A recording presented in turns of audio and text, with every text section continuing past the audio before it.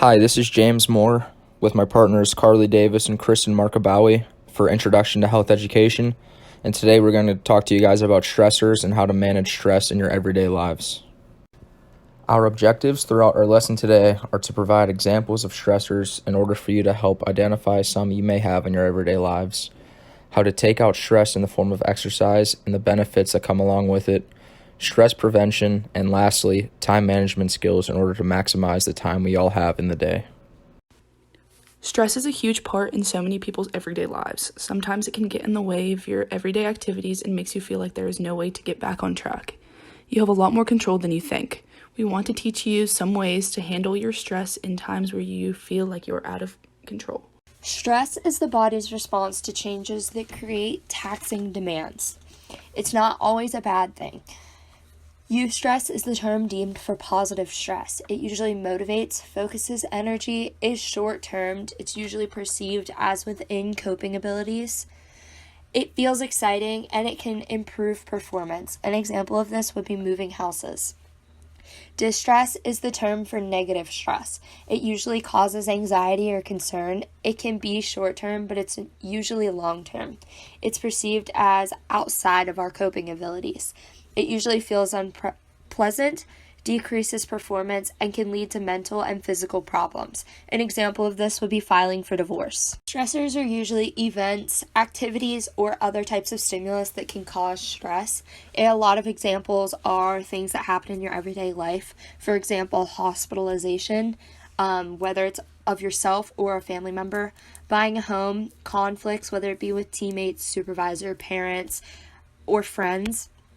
And then fears are also something that are stressors. So things such as flying, heights, arachnophobia, different types of things like that. And a lot of times repetitive thought patterns are also something that cause stress or are stressors. So things such as, I need to clean my room, I need to clean my room, I need to clean my room. And then worrying in general. And then unrealistic expectations. When it comes to stress management, one of the best ways to manage stress is to incorporate exercise within your daily routine, as exercise in any form can act as a stress reliever.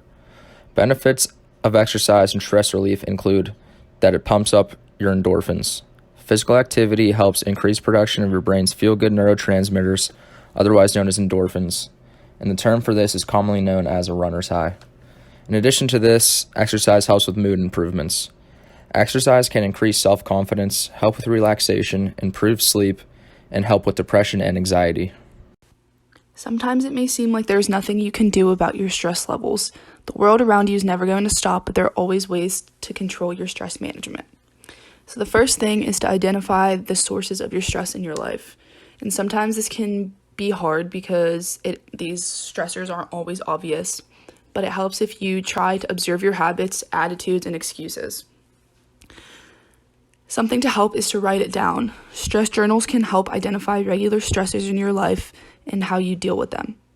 Anytime you feel stressed, keep track of it in your journal. You will begin to see patterns. Another thing to help stress prevention is to avoid people who stress you out.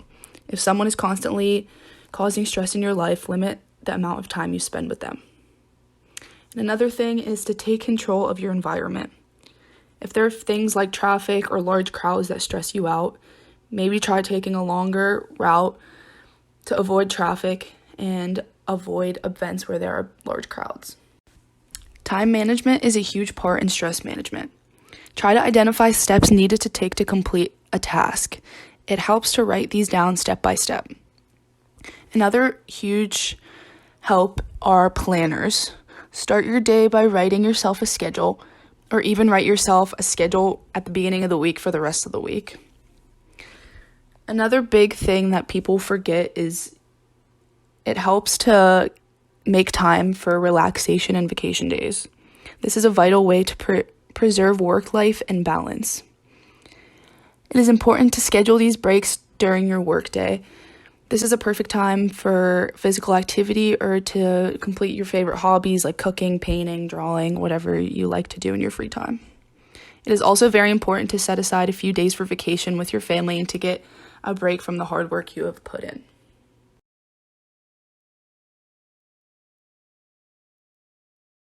Thank you guys for following along. I hope you learned something, and thanks again.